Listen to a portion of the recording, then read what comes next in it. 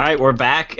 First video of 2016. We're going to be talking about what Kwame Anthony Appiah's book, The Honor Code.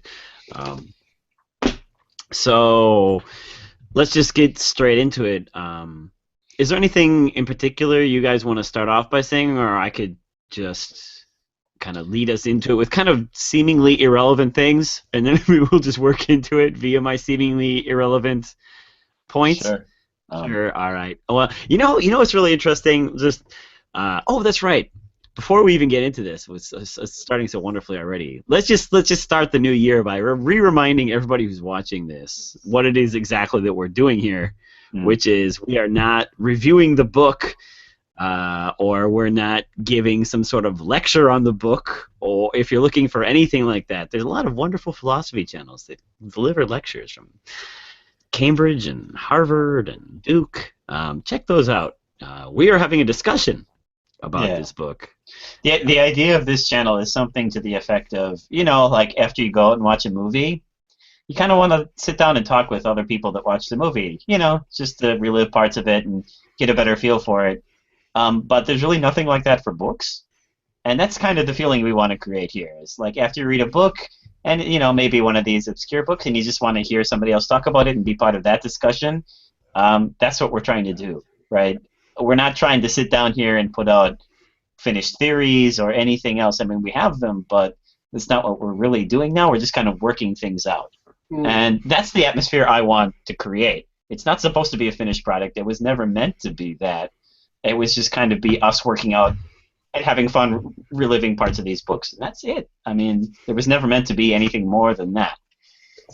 Yes, and on that note, as we have not really planned where anything's going, this is very unstructured with it on tangents, and I apologize to anybody who likes things straight line, because that's not exactly what we have. We'll make bad jokes. I'll make bad jokes that will probably make you cringe. Yeah. And I apologize for that. I mean, maybe it's okay. I mean, like, that's what this is for. Maybe one day we'll have like straight out like theory videos or review videos and things like that. I mean, we're thinking about things like that, but right now that's not what we're doing. And I don't think there's really anything like this on YouTube, as far as I know, for these kinds of books. So, if you want to hang out with us, that's great. I really would like that. And yes, like we've said, this is a discussion, so you are very welcome to join the discussion down in the comments. And we love your comments, and we try to respond on whenever is possible and as thoroughly as possible. Also, please, these comments on on the book, of course, on anything we've said, any questions for us, always happy to have a conversation. Yeah. All right. So now that that's out of the way, and I hope you can hopefully get a better picture of what we're doing or what we're up to. Would you please continue with your irrelevant introduction? Irrelevant points. Let's start some irrelevant points. Let's start even more relevant. Whenever I'm cruising the internets, and I'm subscribed to a bunch of I use Reddit a lot. I'm sure you guys do too. But whenever you're cruising the philosophy Reddits, every once in a while this question pops up, but it pops up again and again and again. Even when you're browsing through the comments, somebody will ask the question, hey, what's the difference between morality and ethics? And then most of the time this person gets slammed down, and they say, like, well, you dummy, it's the same thing. There is no difference between them. What are you talking about? There is no set difference at all. What's interesting in this one is, first of all, I mean, that's not, I guess there's no technically set difference, but like some philosophers do indeed split morality and ethics. And Kwame Anthony Appiah is one of those who do that. He does split ethics and morality. And in this book, he's going to take morality to mean the things we owe to other people, debts we owe to others, and he's going to take ethics to be eudaimonia, right, the good life. So we're starting with these two split, and probably for good reason, because his book is about honor, and this is going to be stretching beyond the bounds of morality in many cases. But okay, let's start here with a story you guys both know, but let's just do a little some gut checking. Let's do some philosophical gut checking right now. Okay, hey guys, imagine this situation. I'm sure you've never heard it before. Your route to work takes you past a shallow pond.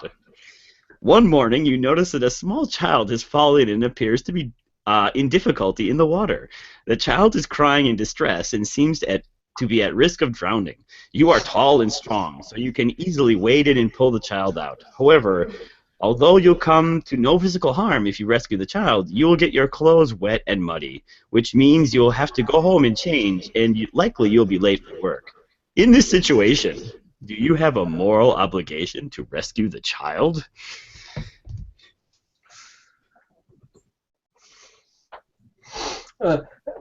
And do you want? And by the way, do you want the regular answer or the insane answer? I want just to give me a gut check. Gut check it. Okay. What do you think? Just get right off the cuff. Don't analyze way too much. Whatever you want, though. Okay. Yes. Yes. Okay. The gut checks says yes. Okay. Gut check says yes. And just let's just do one step, but again, don't think too much. This is just we're just operating off the gut here.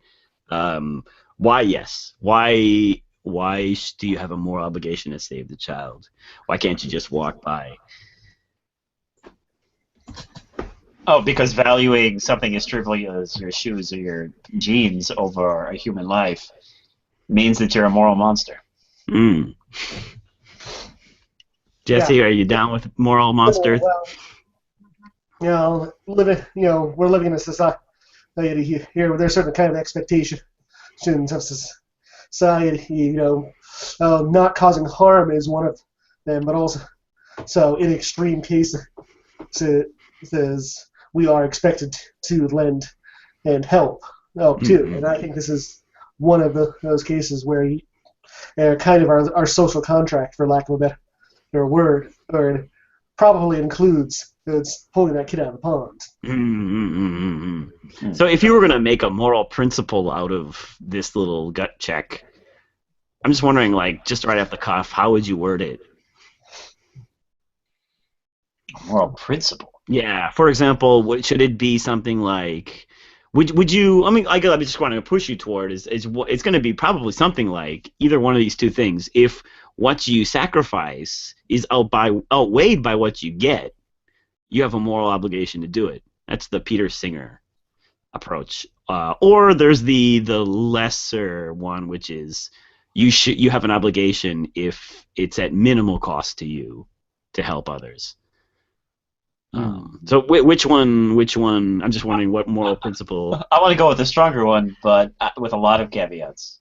Like what you get. I mean, there's some things like this just wouldn't be some kind of weird calculation. For example, if there was a TV in the lake, and I would lose my shoes to get the TV. I mean, there's no moral obligation here. I mean, there's some things that transcend value, right? Utilitarian value, and those that have to be one of those things, right? Like a transcendent thing, like the value of life. Like, but that's just a kind of a value that I hold personally. Jesse, what kind of moral principle would you be? Just again off the cuff, no deep thinking about this. What would you pull from this? I was thinking maybe something along the lines of in cases is when and the loss to you is less than the loss to you for not taking action is less than loss to you from undermining us being a social norm, or then you have an obligation to uphold that social norm, or something like that. What would the norm be in this Well, the case? social norm would be bad words. Oh, Yeah, you mean just helping people, right? You have a there duty you to go. help people. There you go. Okay. Right. I might even go further to say, when you say, the loss to you or something, even if it was a psychopath, and he's like, yeah, I didn't really lose anything there. I'd still consider him a moral monster. I would still say though, you're not losing anything physical. I'm saying just like the actual act of undermining a expectation. That's not the psychopath is not the lost thing. I wasn't referring to your theory. I was referring to the Singer theory, the strong version of the Singer theory. Yeah. Yeah, that part. Like, this kind of if the loss to you is less than what you gain, like, that.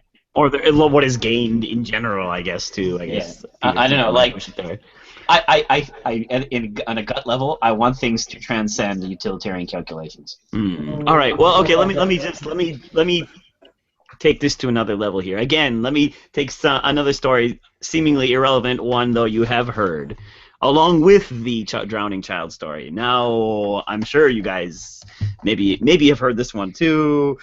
So again, please imagine this situation. I'm sure you've never heard before. What? Animals? Nope. You wake up in the morning and find yourself back to back in bed with an unconscious violinist. A famous unconscious violinist. He has been found to have a fatal kidney ailment, and the Society of Music Lovers has canvassed all the available medical records and found that you alone have the right blood type to help. They have therefore kidnapped you, and last night the violinist's circulatory system was plugged into yours so that your kidney can be used to extract poison from his blood as well as your own. The director of the hospital now tells you, look, we're sorry the Society of Music Lovers did this to you. We would never have permitted it if we had known, but still they did it, and the violinist is now plugged into you. To unplug you would be to kill him. But never mind, it's only for 9 months. By then he will have recovered from his ailment and can be safely unplugged from you. Is it morally incumbent on you to accede to this situation? No doubt it would be very nice of you if you did, a great kindness, but do you have to accede to it? What if it were not 9 months, but 9 years? Or longer still? What if the doctor of the hospital says, tough luck, I agree, but you've now got to stay in bed with the violinist plugged into you for the rest of your life? Because, remember this, all persons have a right to life, and violinists are persons. Granted, you have a right to decide what happens in and to your body, but a person's right to life outweighs your right to decide what happens in and to your body. So you cannot ever be unplugged from him. I imagine you would regard this as outrageous. This is from, of course, Judith Jarvis Thompson.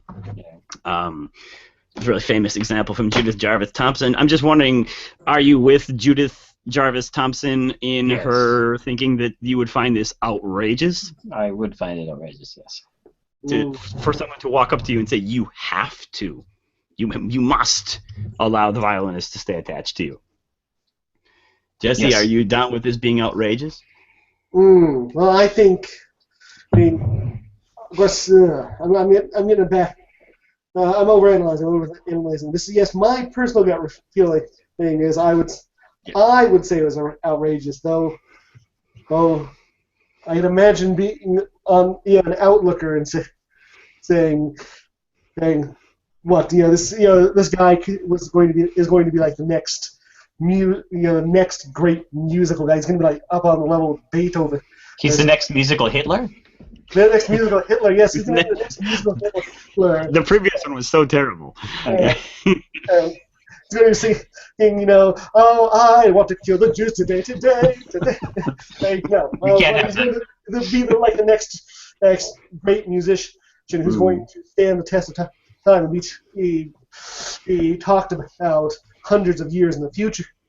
Or I can imagine an outlooker saying, listen, and you sit there and you stare at a computer, writing reports that nobody really reads.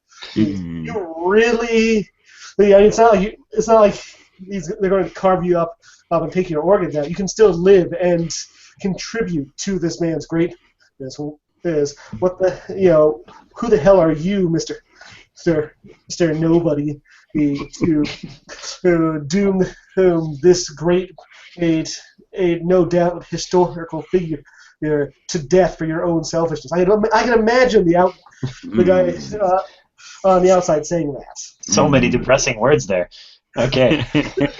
I mean, of course, you guys, you know that this is supposed to be a metaphor for abortion, but let's put that aside. Look, we're not going to talk about abortion. That's for sure. That's absolutely not on the table. And there's people who question whether this is even an appropriate metaphor for abortion. Whatever. Um, but so isn't it interesting? In the first example, though, your gut reaction is you do have to give up to gain if what's gained is a life, right? But in this example, even this person, this is a real person, right? Um, your gut reaction is I don't have to. I'm not obligated to keep this guy alive. If someone said you're obligated, mind you, this is the point. You're morally obligated to keep this violinist alive by keeping him connected to you. Your gut reaction is against it. It's toward like a self ownership. I own my body. You don't. You have no way. There's no way you can obligate me to keep this guy alive, right? Yeah, my gut reaction back to that would just simply be that's because I think autonomy is a transcendent value. Mm. Like kind of ownership, self ownership, or your ability to manage your own body, right? Is a value that would exceed that. Yeah, but I mean, this is going to the transcendent value of life. This is going to run smack into the child case too, though, isn't it? Like, well, but in that case, it's a utilitarian calculation of food of boots and. But you do have, but how much ownership do you have of yourself then? I mean, if you're morally required, right? How much ownership do you have of yourself to be able to be told you must give up a certain amount of what you own to help this dying child, right? I mean, there's a tension here. At least give me that. There's a tension between these two. There's definitely a tension between these two, and I guess the thing is like one of the things I think that comes out in this book is the violinist case. Jesse, and Jesse talked about the guy. Like you kind of might imagine somebody verbally berating that guy. I guess the deal is maybe we might agree on this though. Like even like your gut reaction might agree on this. It would be, even though he maybe isn't obligated to keep the violinist alive, you would say it was a pretty commendable thing, a morally desirable thing. You'd be like, congratulations, good, thanks a lot, man. You really took one for the team. You gave up 9 months of your life, and you saved this violinist who's going to create joy for millions, maybe. You would consider it morally commendable, though, right? And again, we're not talking about abortion here. We're talking about a violinist. Yes, we're taking this out of its literal context. Okay? Yeah, we're talking about a violinist here. Really? Is that what you're really talking about here? And secretly, I believe abortion should be illegal. Now back to honor. No. No. But I'm just saying, like, So I guess what I'm trying to get around to here is this idea of that he brings up in the book of the idea of the supererogatory. Yeah. In other words, like there are moral things that go beyond the call of duty, right? And that this realm exists, and it's not simply duty, not duty, not duty, not duty, and that you can be brought beyond. You can actually have morally desirable but not required actions, and this is one of the roles of honor, is to get us to go higher. To do that. We would give honor maybe to somebody who would keep this violinist alive, and this is one of the roles honor can perform to get us to do these supererogatory acts. And not only that, willingly. Yeah, exactly. We would choose to do it, right? Because in this case, we'd maintain self-ownership. Yeah. Right, because I want that honor, right? It actually contributes to my self-esteem by the fact that I'm honored for doing these things, right? So you're able to maintain autonomy, but still get people to do acts that they wouldn't necessarily do without it, right? In a kind of egoistic calculation. Yeah. I think that I thought that was a really cool thing that I kind of think that's on his mind, especially at the end of the book. That's what he's trying to get us to see on some of these points, like that we, I don't know, it's a tough thing. How do you get people to go beyond? You know what I mean? Like, don't you think, like, in a weird way, like some of the maybe some of these people, like the people who are dueling, or the people who were binding feet, they're kind of like, well, it's a duel, I guess you would be a good guy if you didn't duel, but it's not like I'm required not to duel. Come on. You know what I mean? He kind of thinks of it as almost super derogatory. It's not like required. It has no. He doesn't really think it affects his self-image at all, right? It doesn't knock his status down as a being. You know what I mean? Like, his existence is still. I'm still a good guy, right? Yeah, right. Yeah. Thanks, guys. Maybe I dueled, but nobody's gonna hold me to that. It's not like it's a big deal, right? I think it kind of it's somehow able to make change people's opinions on even like what is morally base, like what is the lowest level. Well, let's just go the opposite way then. Like, you were just talking about supererogatory, which is going beyond morality, which we really don't have an effective way to get people to do outside of this. To be perfectly blunt, I don't really know how you would get people to do these things without honor. I mean, let's just be blunt. I mean, that's basically a lot of my day is spent getting people to go beyond, right? I mean, like giving them that A+ or something, right? I mean, like the whole point of what teachers do is kind of in this realm. But anyway, let's go the opposite way than what you were just talking about now, which is, I guess, would be pretty close to Peter Singer's animal argument, right? I mean, which is basically something to the effect of, well, we all agree that causing needless pain is a bad thing, right? Yeah. We all agree about that? Causing needless pain is a bad thing?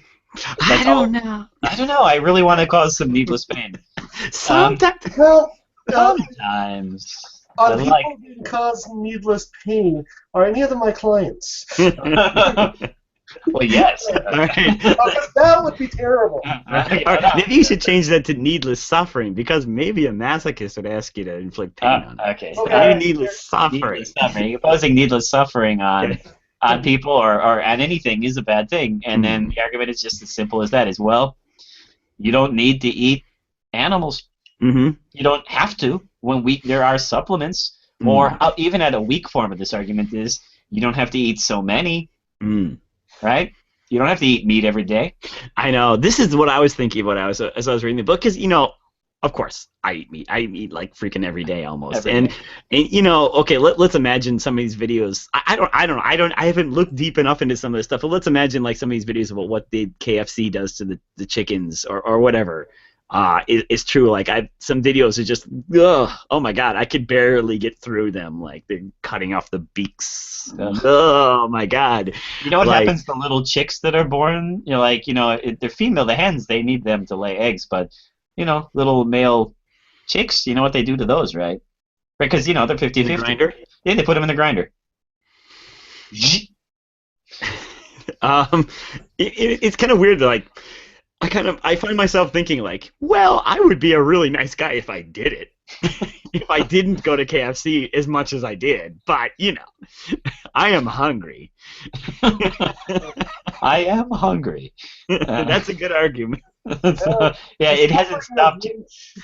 Chick, they don't have the same capacity for suffering as I do. So probably the suffering thing they would feel from, I don't know, getting their feet cut off or being thrown in the grinder, they're probably nowhere near as much suffering as I would feel from not eating KFC.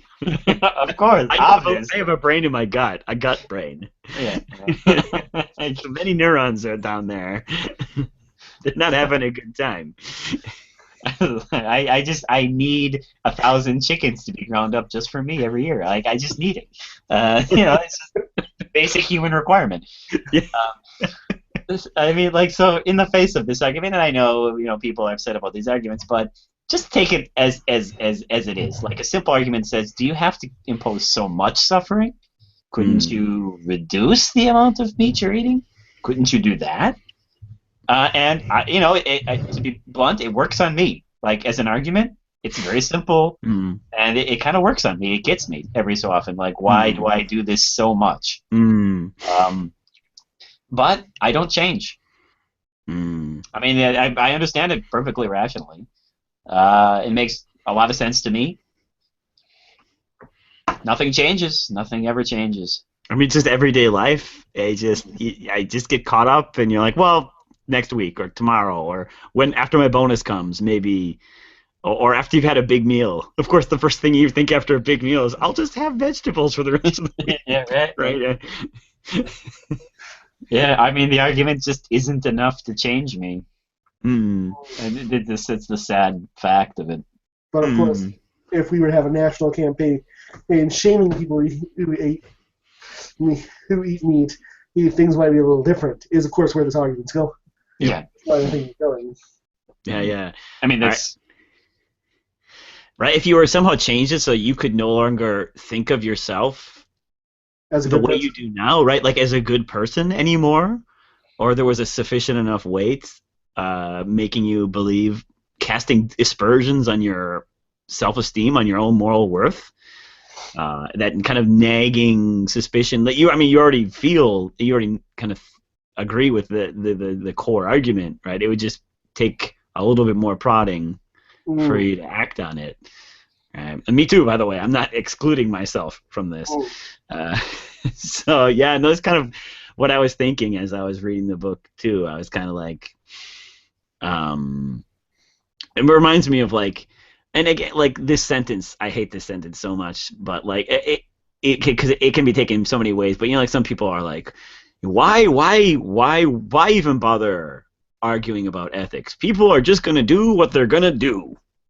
You know what I mean? Like, and okay, so there's a lot of different interpretations. Like, it could be like moral relativism.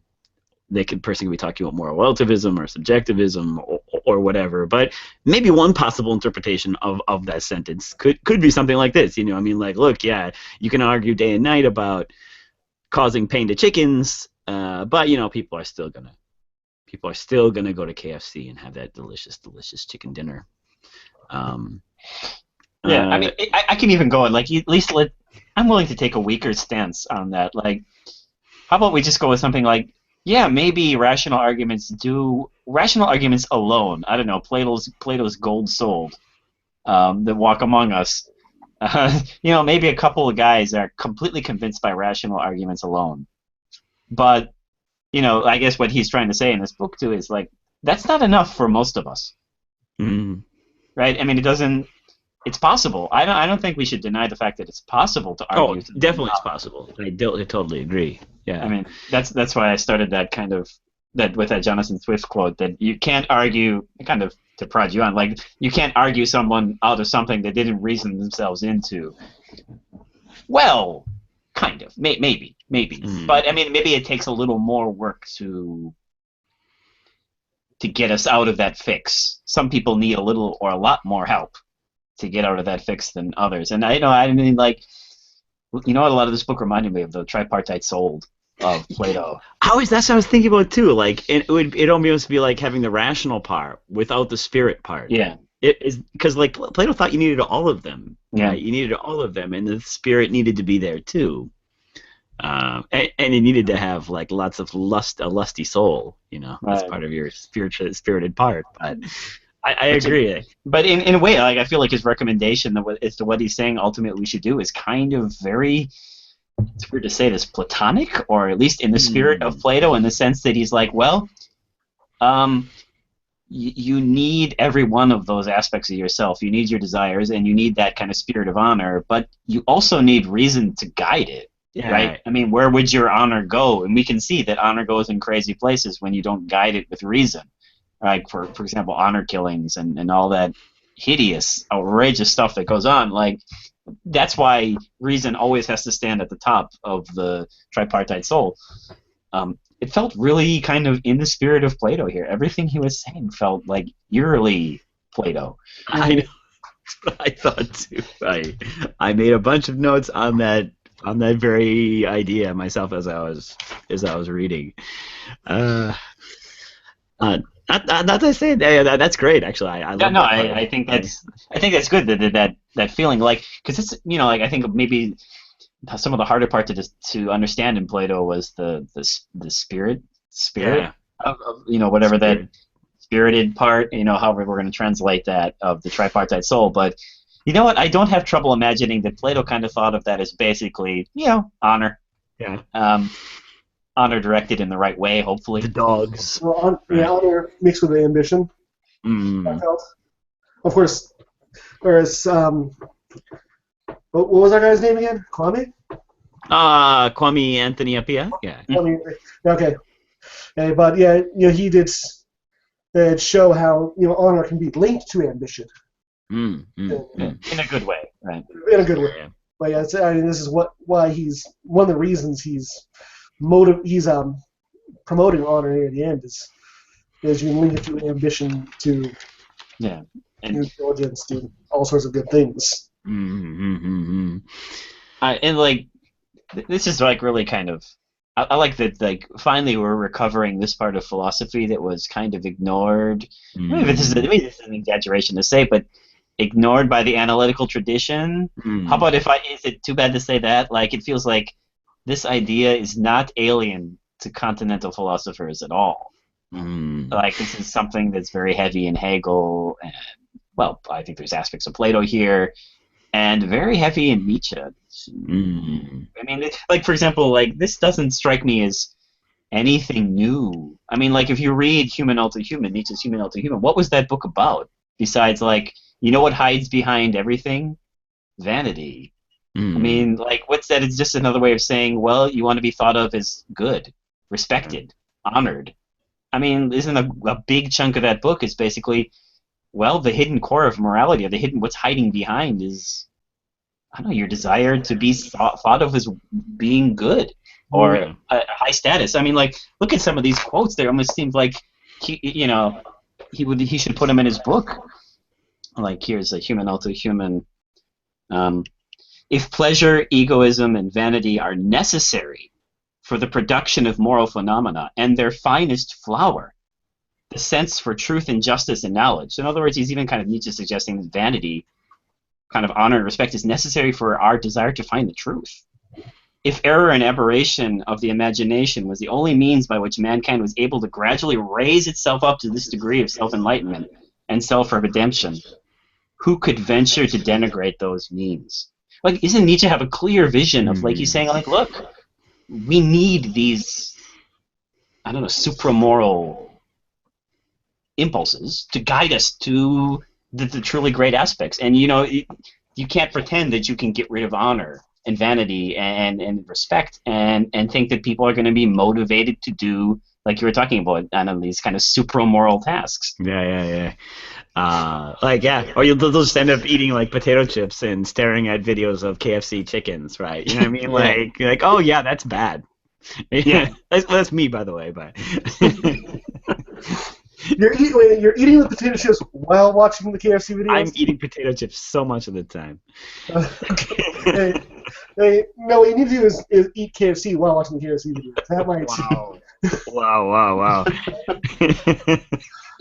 That would kind of freak me out. It almost kind of puts me a little bit off KFC's though is whenever I watch Gremlins and I watch the Mogwai eating chicken. That's what does put me off. To bring back disgust. That scene of the Mogwai eating the chicken. Oh my god. Anyway. So, lately, I've with certain types of meat, I do get flashes of Koji opening the refrigerator in Saya. That does come back to you. Hopefully it should, right? I mean, those images should kind of flash back to you a little bit. I hope. I just really, it's some of the Nietzsche's Keen's insights. I'm glad that they're finally being, I don't know, more reincorporated. I mean, another part of it, he says, a punishment and reward, praise and blame operate most effectively upon vanity. I mean, another one, right to the core of this book, right? I mean, praise and blame, if you want to start changing people, speak to their vanity, speak to their sense of respect and their sense of identity. These are the hidden cores of who you are. I don't know. I guess there's. I really really liked this book and the way it went. I don't know, like he really tried to draw a big comparison between honor and identity. I just want to know if you got that same feeling. Oh, definitely. There's that section called honor and identity. I kind of would ask. This is exactly where I wanted to bring this next, because like one of the things he liked about it, or one of the things, one of the effective things, one of the things that honor can do, he said, to like lead us toward a more moral existence, is like when we share a certain honor world, we police each other, right? We just automatically respond with contempt and praise for people who we feel are doing good or bad. Like we talked about like soldiers and teachers and things like this, where it's something that money really couldn't do all that well. And how like when you're in a certain honor world, it's how should I say, like your identity is bound up with those people, though, right? Your evaluation of yourself, you're being evaluated as a teacher, or as a soldier, or as a citizen, right? So that implicates you with other citizens, right? In a certain sense. So you're going to be treating other people who share this world with you in a certain way. I want to ask about this though. So what do you think? Like one thing I was thinking about as I was reading it was, how should I say, like sometimes society recognizes you in a way you didn't really ask for. This is yeah. Like how should I say, like let's just the three of us, we're foreigners living in Japan, and you know. We're recognized as foreigners living in Japan by some people, I would say. You know what I mean? Like, and even I'm sure all of us have had this experience where we're just embarrassed by the way, like, certain, like, when I'm walking around and Americans in Japan, like, do just disgusting things, and you kind of feel a little bit embarrassed. Yeah. Yeah. Rekindling the war flames. Yeah. Even though, yeah, like I didn't really ask to be or volunteer to. Yeah, I'm an American. It doesn't really occur to me very much. Except for one, yeah. There's the guy in Shibuya who was very aggressively, almost sexually assaulting non-fighting women. Yeah, where was that guy from? I can't remember. That guy was terrible. Pushing women's heads into his crotch or whatever. Oh, yeah, that guy. Yeah, the pickup artist guy, right? No, I've seen like people who not that bad. Oh my god, but who it's almost like yeah, now come on, let's go drink. Come on, they're grabbing girls by the hands. Come on, let's go. It'll be fun. You know, me, my friends will go drinking. We'll have some drinks. It'll be great. Come on, let's go. Go. You know, these type of people. Well, you know, I'm sitting there waiting for a friend. I'm watching. It was just like, oh, God. Please don't look at me. Yeah. I mean, this is where I feel there's a tension. I kind of feel pulled a little bit though in a lot of different directions on this, just on the gut level, on the sense that like sometimes I kind of find myself thinking, well, if I could probably blow it off as long as I consider the distinction non-morally relevant. But you know, I do find myself worried about it. But maybe like I could just like kind of edge myself out of it by saying this is a non-relevant distinction or something like this. But on other times, I kind of feel like I'm in this kind of zone where, so like just let's prepare for our little tangent here. I love Michael Sandel, and every once in a while I just turn on the Michael Sandel lectures, especially when he came to Tokyo University.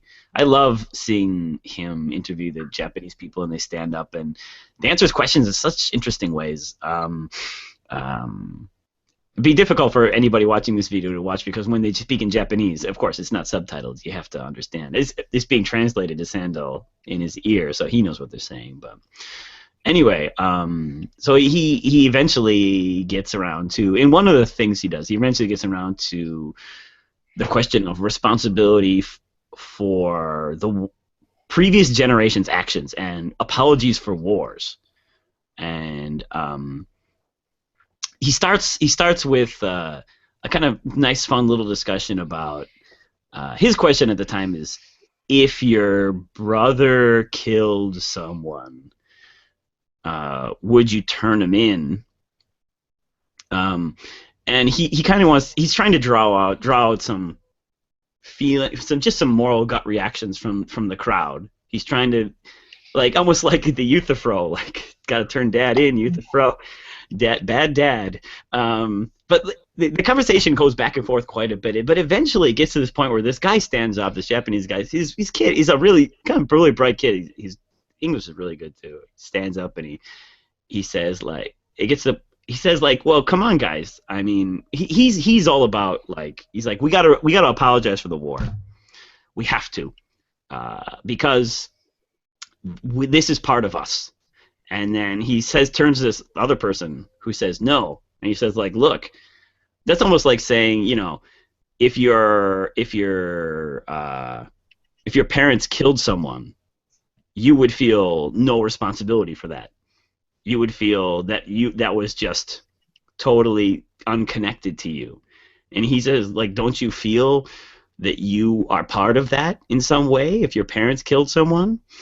I don't know. I just love that moment in the lecture because it kind of like it hit me because I'm sitting there staring and I'm kind of like, I felt this like libertarian.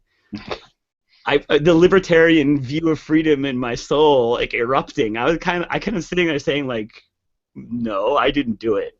You know what I mean? Like, yeah, my parents killed someone, not me. But I mean, there's so much miasma, though, right? Yeah, right. Like it or not, like it or not, there are quite a few people. I mean, this is not just because it's a Japan thing, by the way. This is a thing in everywhere, right? Yeah. Like, there are people who are kind of like, well, no.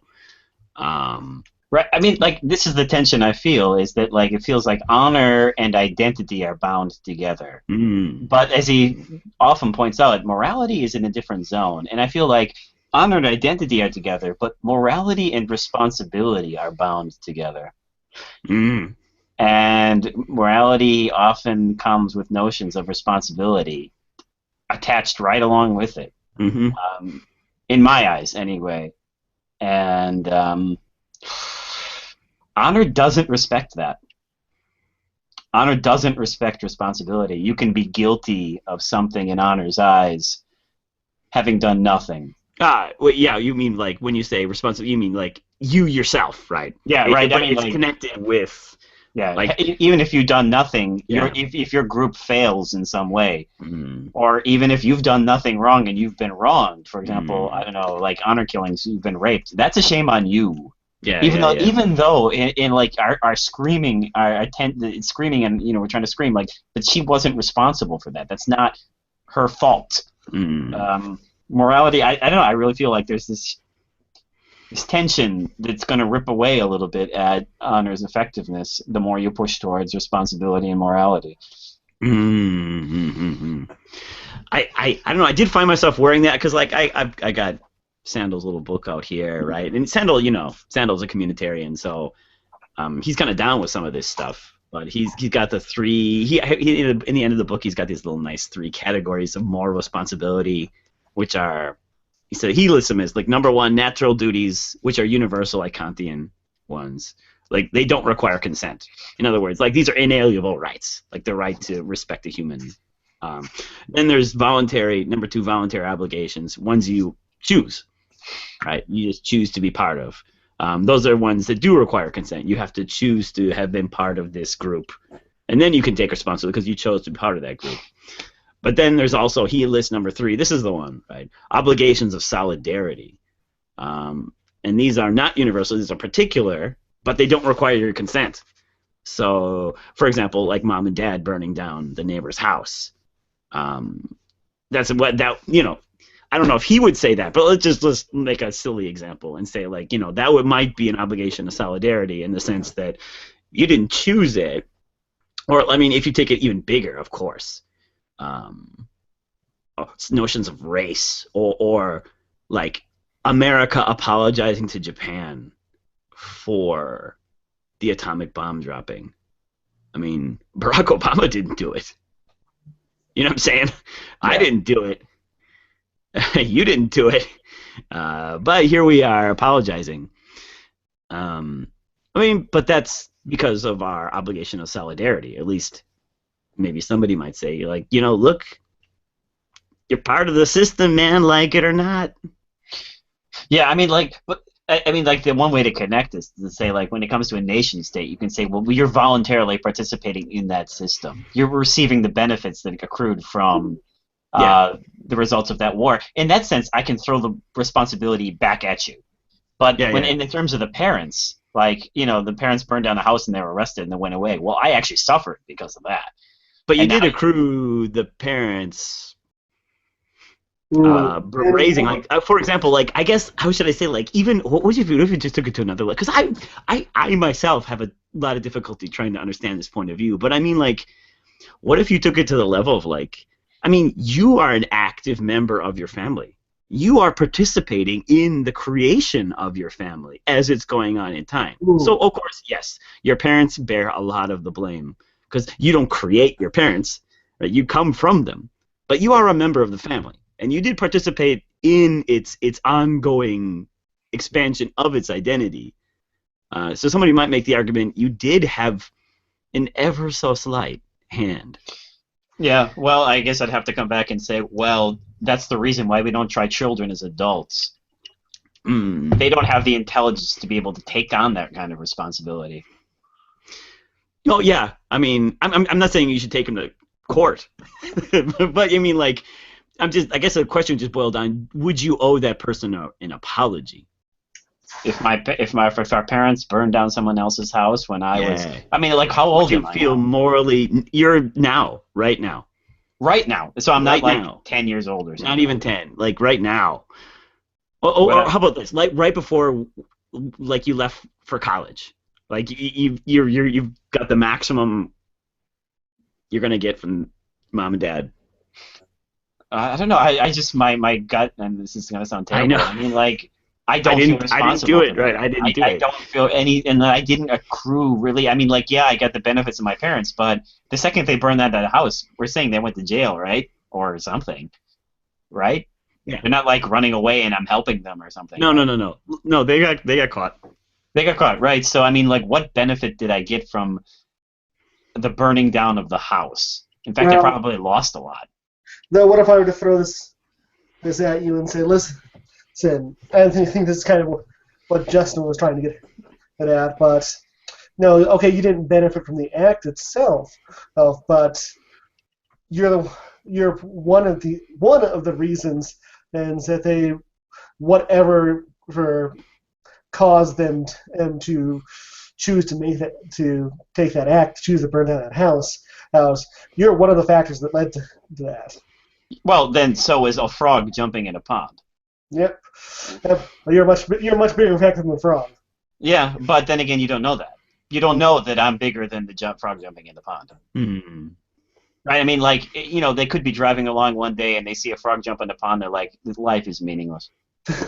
Right? It's just stupid. I hate it all. There's infinite universes. There's no value in anything. Value can't come from outside. I'm Wittgenstein. There's no soul. It's all over. Right? There's more morality. I'm going to explode the world. Right? And then burn down the house. Right? I mean, like, okay, so they went Okay, out That damn frog. no, that see, frog. the frog was the trigger. Well, yeah, I mean, like, But I mean, hey, Basho wrote a great poem about a frog, right? the frog was not the one you like. You could say that you were just stuffing powder in the keg right there, and the reason why that keg was so full of powder, when the frog lit the match, that's why I was giving you a weird image, was because you were contributing to. Well, I mean, if my parents wrote my name in blood on the walls of the house that they burned down, I'd be like, wow, damn, I must have really mistreated them. But Um, okay, I'm sorry How to be. about? Yeah, go ahead, Jesse. I'm sorry to be a nitpicky. no, come on, come at me here. I Okay, like, how would you know your parents wrote your name in blood on the walls of the house they burned down? oh, because I'm imagining, like, there's like these half walls left, and they're like, you can see my name written on it. Okay, so Wow. they went back to the site after it was burned down, and just the wall that was still standing, they wrote your name in blood. Oh no, they wrote it on there and then they burned it down, and then it that just wall happened that it was was left over. All right, That's my imagination. Wow. Wow. I Because, love it. like, I mean, because Okay, I mean, so I possibly contributed to their going insane one day and burning down the house. Well, I mean, I have to follow the rules of your example, so I have to ask the question, did I? Ah, good question. But I guess like I guess the deal would be like, what would you say then? Like, so I remember back when the Iraq War started. I mean, I'm sure I know you and I were not particularly pleased with that. No. Um, and Why, a what lot of went people. wrong? What went wrong there? Oh, Ah, right. We yeah. imploded a nation and destroyed millions of lives. Okay, right, right. Okay. I forgot. Okay. Just gotta remind, yeah, yeah. I was As you're thinking eating, about chickens, as right? you're eating potato chips, you can think about that. So like, we were kind of on team don't do it. I remember that. I remember being on team don't do it. Um, but we did it. Yeah. We did it. Yeah. We Americans, the country. I mean, how should I say? Like, I don't know how many benefits But you've reaped from that war. but I do. I do. I really do, in a real sense. And not only do I reap the benefits of that war, well, Hmm. yeah, we could have reaped so much more had we stolen more. But, Even if what if you'd raped none? Would you still apologize? Or would you apologize? Even what let's if I had. imagine, let's imagine America went in. A lot of people died, but like I don't know, Sephiroth appeared and called down a Materia and destroyed the American army. He called Knights of the Round. Of Damn the it. American military was destroyed. We didn't benefit one lick. We still killed a lot of people. We Yeah. killed a lot of people. Well, I mean, this too. I mean, like, I think that there is a collective responsibility because you're still paying taxes into a system, Okay. right? I mean, you're still actively participating in it, So right? it's not benefiting; it's creating, though, right? Yeah, you're furthering the system that hasn't been Mm. punished for Mm, its mm, mm, for mm. its for So its you're part of its creation, right? Yeah, right, yeah. and its continuation, And its right? I mean, continuation. there's a twofold thing. I mean, I might get the benefits, even if there's no benefits. I'm still part of it. I'm actively participating in it, right? True. Like, whereas, the family thing, like, what's left over after they're gone, right? I mean, like, it's I was not as going to if ask you, I'm like, like, what you still get their love even from prison. I. Oh, you're assuming that I'm like receiving great benefit from their love after they wrote my name and no, after they burned down the house, right? Is Yeah, that what you're saying? you get Like, mom and dad are still loving you. You get the benefits of their love, even post am prison. am I like actively keeping them and like No, what no, no. The state is the state, right? Okay, because they're so in I mean, prison. right? I mean, But so I'm they do love you. well, that's fine, right? American could love me too, but But I that's didn't fine do if it. it I wants didn't to. burn that house down. Yeah, Hey, me too. I I don't know. didn't. I do have to say, like, when the guy is standing up saying that, I kind of felt like staring at him, kind of like I can't bridge that gap, man. But you'd be Well, surprised how. and there are cases where I can see it. Like I do believe in like in a certain kind of collective responsibility. I'm not totally alien, and I do like what you're trying to do is you're trying to give levels of responsibility. I like that too, but I mean, like in the case of the fire one, I just feel it's minuscule to none. Mm. Whereas in the case of the Iraq War, it's still very low considering I was on the side, but I am still much more responsible for Oh, that yeah. and continue to be Mm. responsible for that in a way that the other example it doesn't seem to work for me, Well, you can right? only But burn down a right. You can only do it on the right. Well, if you do it right, Yeah, well, but you're assuming that right, your parents left that wall with your name written in blood on it. So they might have to go back and burn that wall down, okay, right? not done yet. Still not over. So, wow, my parents really that frog really drove them crazy. Reading too much Wittgenstein and seeing a frog jump, it was just too much. That'll do it though. Be careful. Yeah, yeah. Warning labels on this stuff. No, I mean, anybody who reads Wittgenstein you're 50% more likely to burn down a house, I think. Of course. I've heard that data. Yeah, that's Yeah. proven. That's proven. Right. like, if you start doing crazy things like this, I mean, well, then why don't I say, like, well, let me hurt you further by saying, well, Hmm. someone was inspired by Marilyn Manson to commit a murder. Ah, Uh, ouch, ouch. Yeah, Well, now, why I, does he have collective responsibility now? I How far are you willing totally. to go? The little libertarian in my heart already doesn't understand mom and dad. Yeah. So I'm not gonna I'm not I'm not you know it's I don't know. I would almost place the blame on society than I would on Marilyn Manson. I was actually going to join you Yeah, there. We agree. Marilyn Manson's not responsible. We're responsible for creating Marilyn Manson. yeah, yeah, yeah, I like how yeah, this it's becoming so abstract that like nobody's really getting yeah. blamed anymore. Nobody's Uh, responsible. Hooray! we all share this minuscule part of responsibility, so Well, that's why nothing works. That's why nothing changes. Like, that's a tactic that works. Remember, a very prominent and company that's in a certain notorious industry, they wrote off their responsibilities in a property value destroying accident, and by saying, really, all Japanese people are to blame. wow. I mean, it's not the fault of See how anyone. your lights are It's the fault working of though? Japanese culture. Yeah. That we um, ignored or findings that said our nuclear power plant could not withstand a 6-point earthquake, let alone a tsunami. That we turned off the fucking emergency power supply before the tsunami hits. Well, I mean, who hasn't blown up a nuclear power plant or two? I mean, it's something we all do once in our life, It right? Well, happens. It any happens. Japanese person in the same the report said any Japanese person in the same situation would have done the exact same thing. So it's not any Of course. I mean, So, they can't take responsibility for that. It's interesting as I watched a big chunk of the Sandal with my wife sitting next to me, and she was she literally kind of resonated with the guy apologizing for his parents' deeds, and I was kind of like, because I wanted to understand it, so I was talking to her. I was like, please tell me, help me understand this. It's honor. It's identity. Right. I was thinking like, what about the reverse case where not reverse, but like the case where like your parents burned down the neighbor's house. You go to apologize, but mom and dad are like, screw that guy. You know what I mean? I'm so happy I burned down his house. You kind of like, and then you go like, oh, sorry, man. I don't know, what would that guy think? He'd be like, oh, thanks.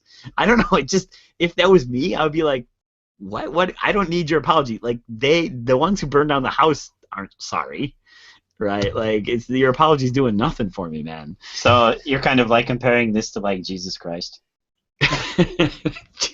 Like Jesus Christ died for our sins, even though we're not sorry we're committing them, right? Yeah.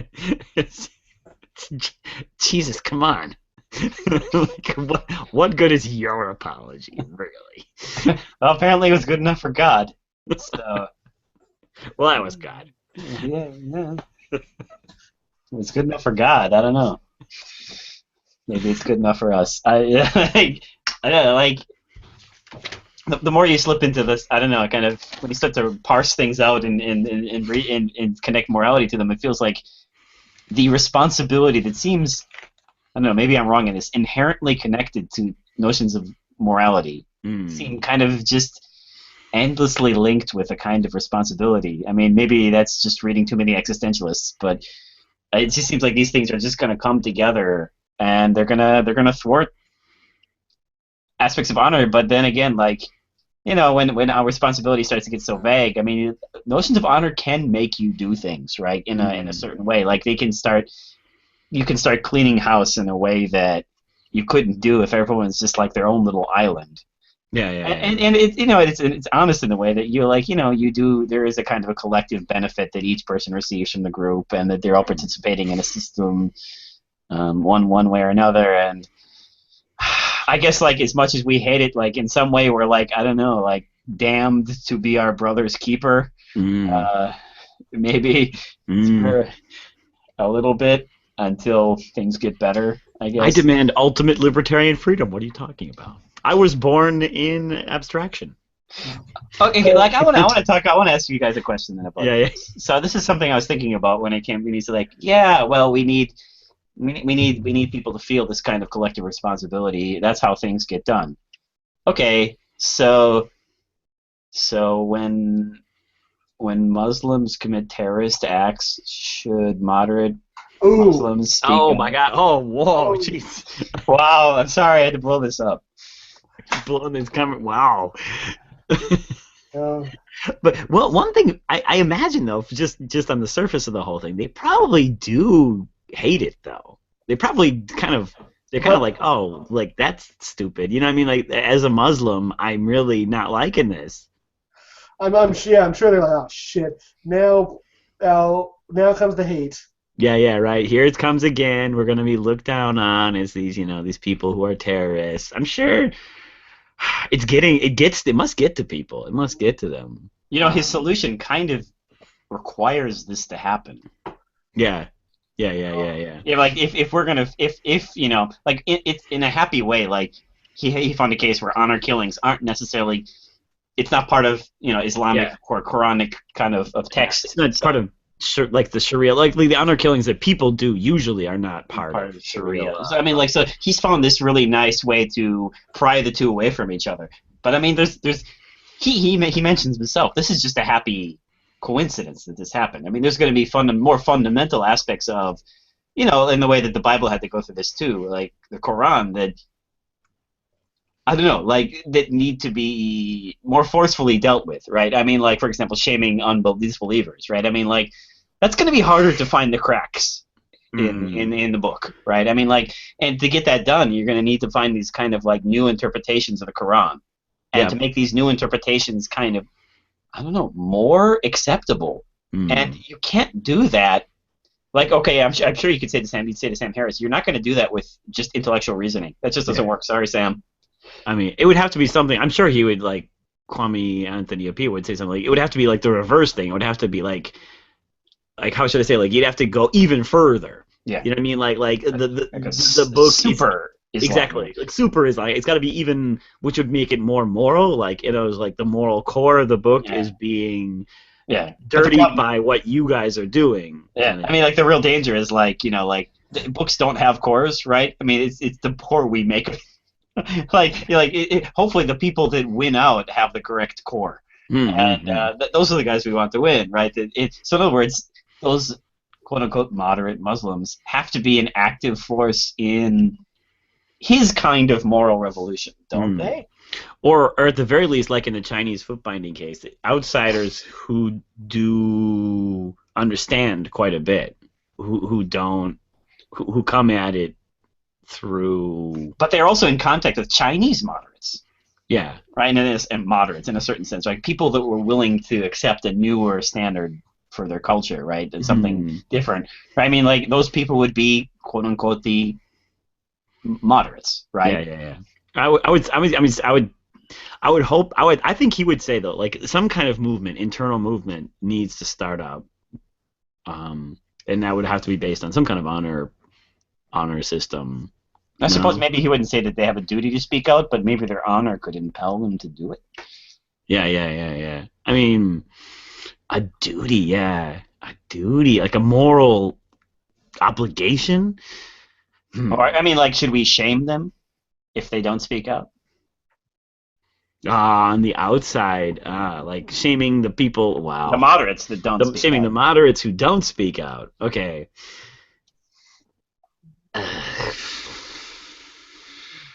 I'm seeing that's not very popular in today's world. I'm thinking that if you watch, I don't know, the Young Turks or something, they're not going to like you very much if you start talking like that. Yeah. I mean, they're going to throw it right back in your face, like, well, average white guys don't have to speak out about, Timothy McVeigh. So, Yeah. right? I mean, they're going to throw that right back at you, but it kind of seems like honor is going to be bound up with this identity. If you think Islamic culture needs a change, if you think that, and he kind of thinks like honor is one of the very few ways you can get people to do that. So in other words, we have to find a new moderate core to Islamic faith. those people have to kind of take charge a little bit and to shame the other ones, kind of out of existence, basically, Mm. by waves of uncontrollable laughter. Wow. They must crush ISIS. And not by Japanese Twitter pictures either, which were pretty funny, actually. But those are waves of uncontrollable laughter, too. But like, how are they going to do it? They're going to need that moderate core. Mm. I wonder. I mean, of course, we're talking ISIS here, probably among the most kind of like extremist. It's not just extremist Islam, like one of the most extremist groups, perhaps even ever. Mm.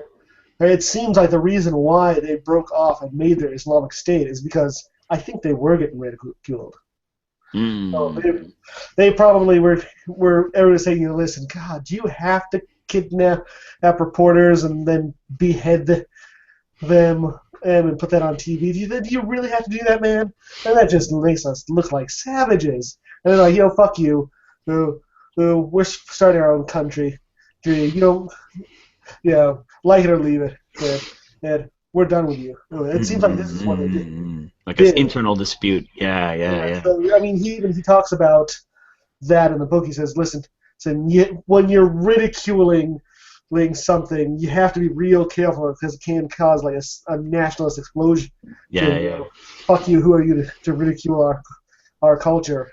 Yeah. So we're going to do it whether you like it or not, type of shit. And this seems like what might have been the genesis of ISIS. Why they had to break off.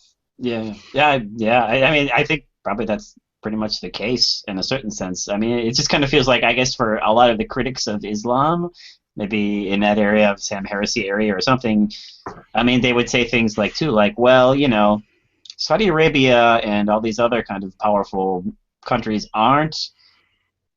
they're not really competing to take in Syrian refugees either, right? I mean, like, they're kind of like, hey, man, hands off, right? I mean, whatever goes on down there, and we're kind of not part of this or something. They're not taking in refugees or anything, but then there are people sending fighters, and so I mean, it's more mixed than that. But I was wondering, like, I don't know.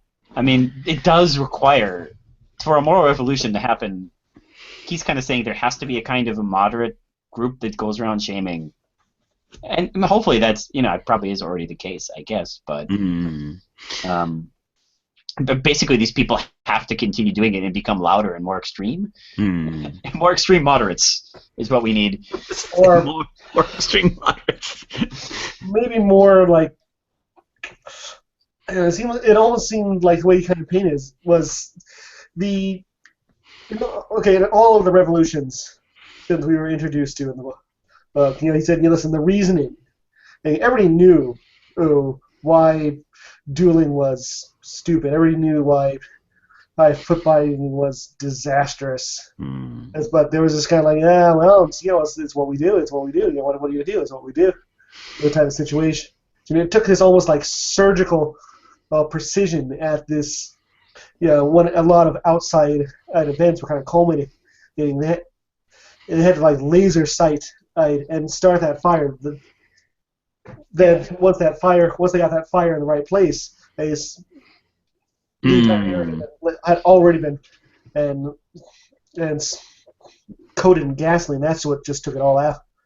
But it wasn't so much extremism as this surgical precision in the perfect storm of their situations. Okay, so let's just take it in a different direction then. Let's not talk about moderates having to shame anybody, which they probably already do, and say that, well, I just want to hear then what your opinions about, like, well, I guess, would he, in terms of, like, the whole, like, debate on Islam, wouldn't be on Sam Harris's side, would he? I mean, like, maybe, so. He would have to say to Sam Harris, or somebody like Sam Harris, I guess, is something he would say, like, although you may be correct, it's not enough. Yeah, I'm sure he would say that.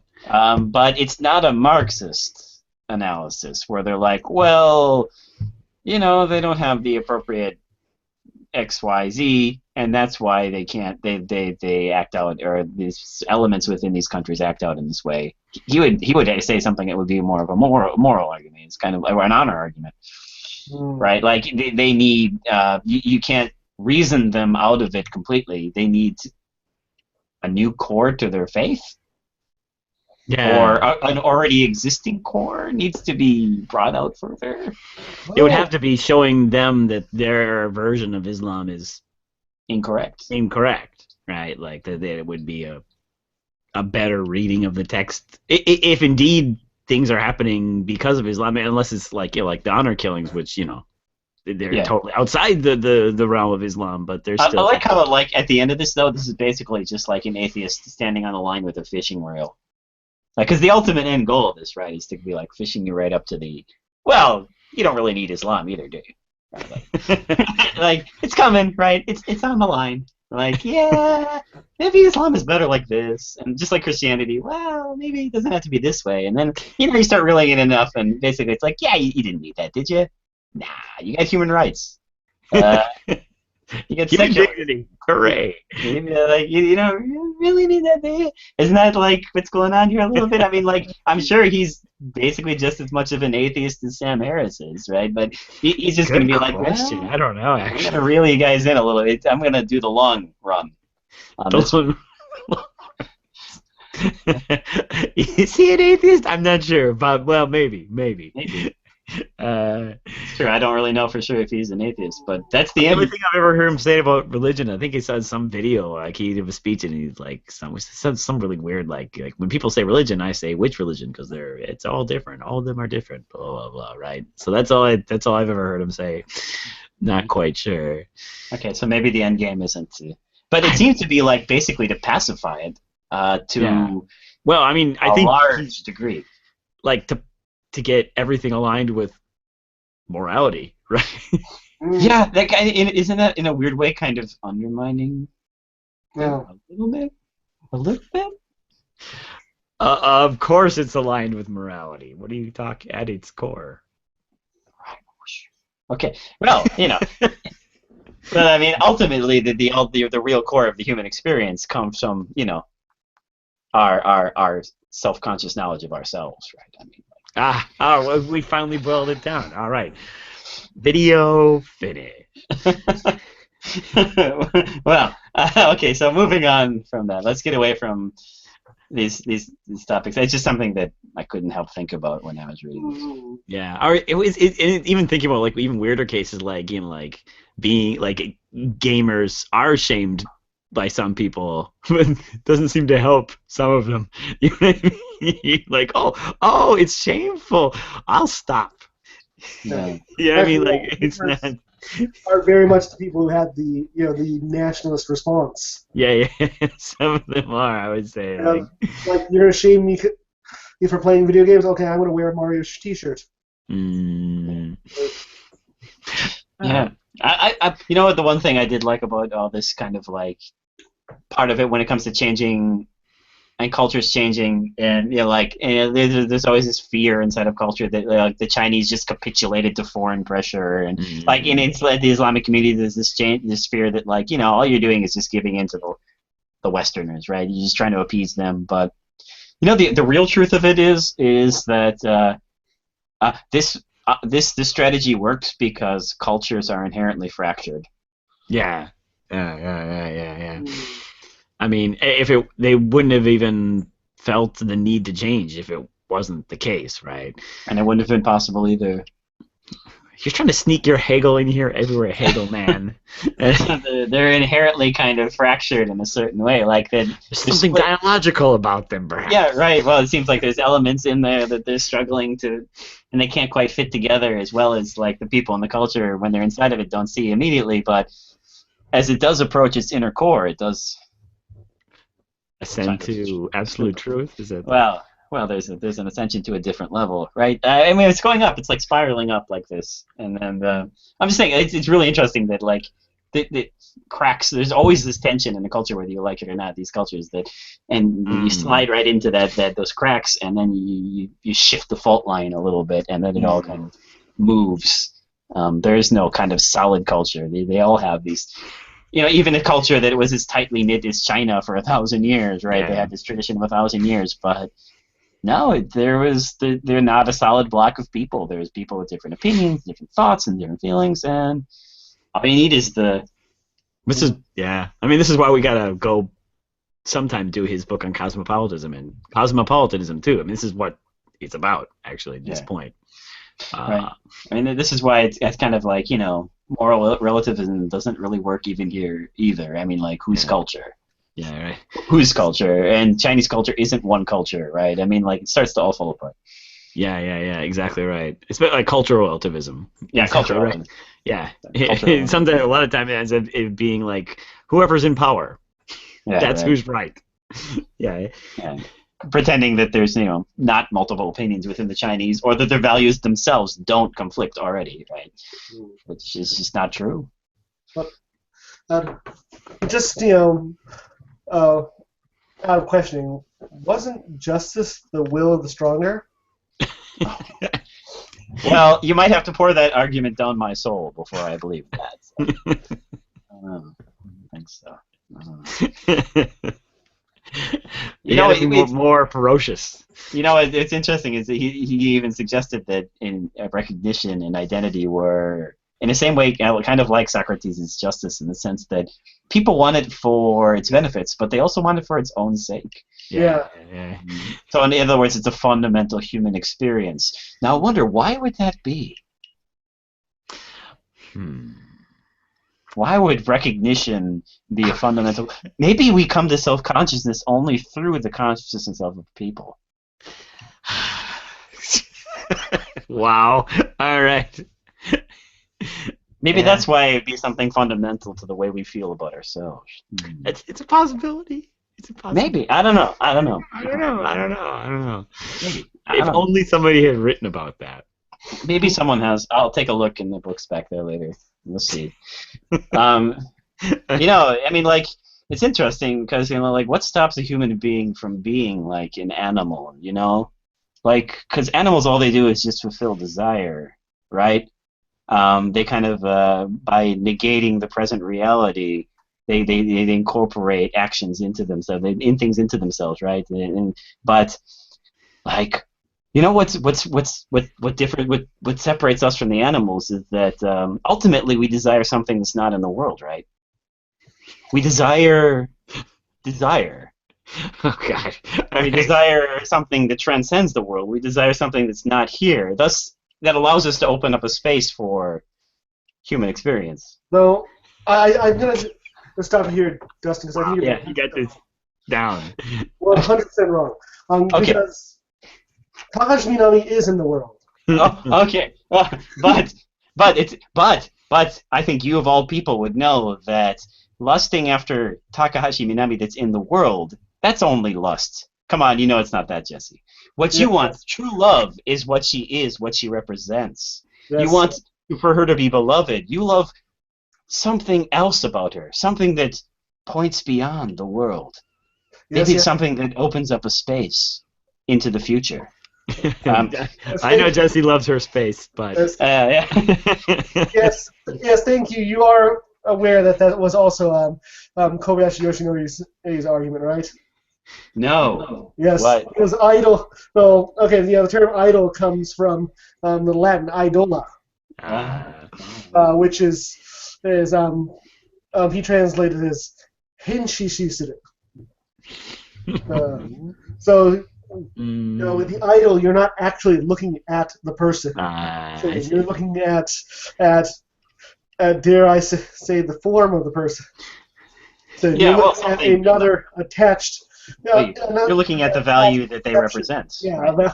A value perception you attach to that person. Well, which is again not in the world. I was actually not. Well, this is just pure speculation on my part, so. Yeah, you're just coming up with this on the fly, I imagine. Yeah, well, I mean, this is basically just just tooling around in your mind, right? Every once in a while, pops out, right? Yeah, totally. Anyway, I think this video has boiled down to the end. So, do you guys have anything else you'd like to mention, or are we good?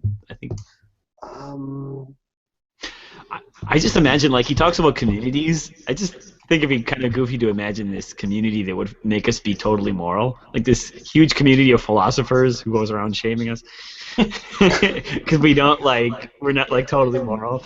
I I'd totally join that community because it seems like it'd be hilarious. or incredibly obnoxious. Yeah, yeah, a little bit of both. That could be fun. We all got these lanterns and we're walking around in the daylight. Yeah, yeah. Where's a good man? Oh, you suck. You suck. Oh, All of you suck. shame, shame. Oh, man. Everyone walks around, kind of like when one of these guys walk by, they're like, "Oh, jeez, oh, God, I feel bad about myself already when this guy's coming Where's our society of Socrates? That would be a pretty awesome society too. I don't think that might be more obnoxious. Just imagine anybody you run into. It's like, what do you do? And I'm gonna go buy a cake. And cool. What do you do with the cake? I'm gonna give it to my kids and my family. Like, how do you split up? Oh, I'm gonna give each person an equal portion, and then conversation would go on for hours as you explore the nature of equality.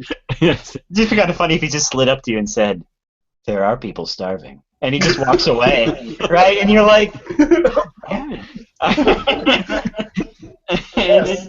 God, Jesus. All right, okay. Oh, come on, Socrates never let you off that easily. No, I'm thinking of Justin's shaming police. Right? He's like cloaked philosophers that slip up to you and they're like, I know. Like, I just recently got like a Shaun the Sheep toy for my son, like a stuffed doll, and like I kind of staring at it. I'm kind of like, my son really doesn't know of its existence per se. You know what I mean? It's not like his life has been turned on its head. I suppose I could just sell it off on eBay and donate all that money to somebody actually starving. No, never mind.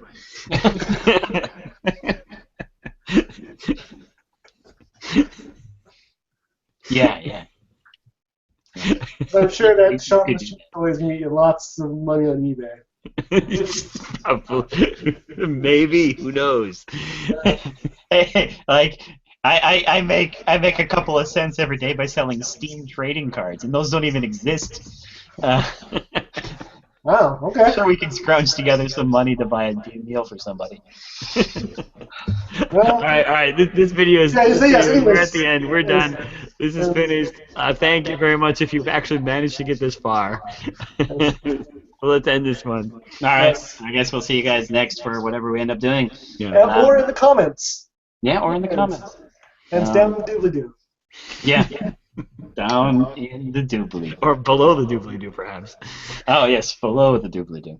Yes, below. Yes. So we hope to see you below the doobly-doo. And we'll see what else we can steal next time. Yes. Bye.